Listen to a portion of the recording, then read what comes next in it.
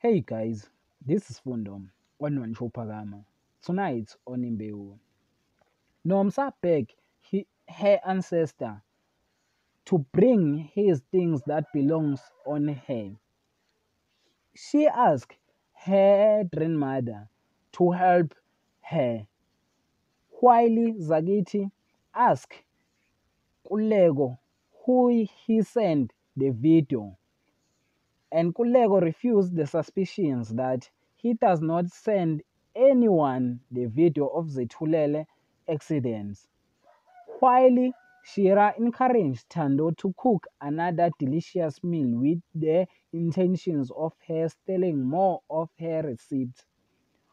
While the family deliberates on how to prevent a war, Sbongile return later in the evening and distract and inform Mazulu and Zagit that Zitulele has handed himself into the police.